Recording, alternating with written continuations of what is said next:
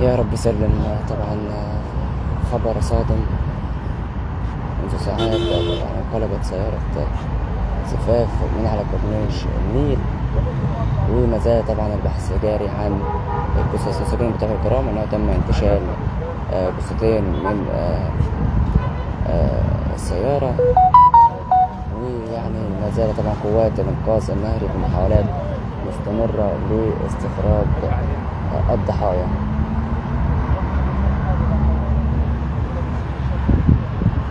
يعني شهد حفل زفاف عروسين بكورنيش النيل بمنطقة المعادي كارثة مأساوية، حيث سقطت سيارة في انتقل في الحفل الزفاف محملة بعروسين طبعا احتفال بليلة العمر. ليلة العمر تحولت لليلة مأساوية. ونذكركم بأن نجحت قوات الإنقاذ النهري منذ قليل من استخراج جثة ومصاب في حادث سقوط سيارة زفاف عروسين في مياه نهر النيل بالطريق الدائري تجاه المعادي بالقاهرة. وكشفت المعاينة الأولية عن تفاصيل سقوط سيارة تقل عروسين بنهر النيل بالطريق الدائري تجاه المعادي. يعني كشفت عن نجاح طبعا قوات الإنقاذ عن استخراج جثتين من الحادث. احنا شايفين طبعا بيتم تمشيط المنطقة بالكامل.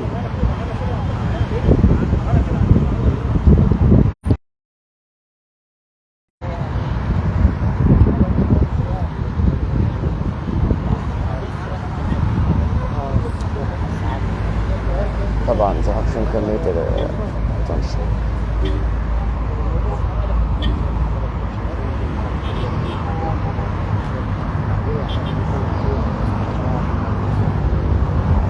طبعا تنشيط المنطقة بالكامل لطبعا استخراج وجهود تكثيف لاستخراج السيارة والعروسين. يعني قوات الأمن الصحية طبعا الضفادع البشرية وزوارق النجاة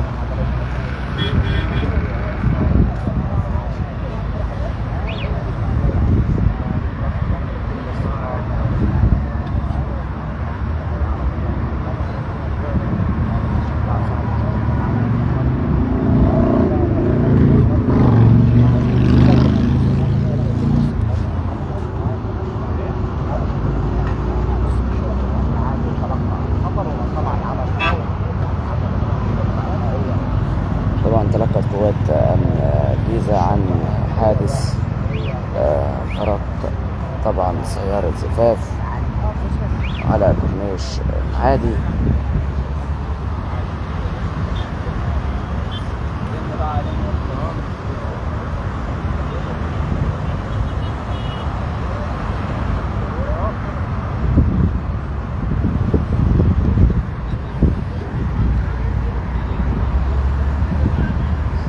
طبعا ما زالت يعني عمليات البحث جاريه. سلم يا رب سلم يا رب. نذكركم ان تم استخراج طبعا جثتين وفاضل يعني جثث ايضا موجوده في السياره، ولم يتم استخراج السياره حتى الان.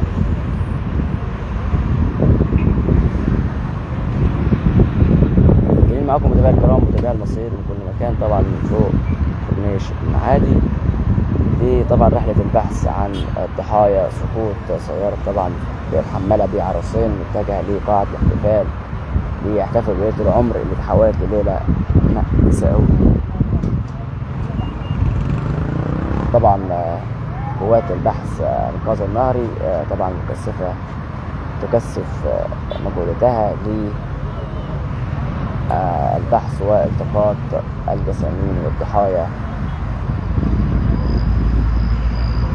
من النهر.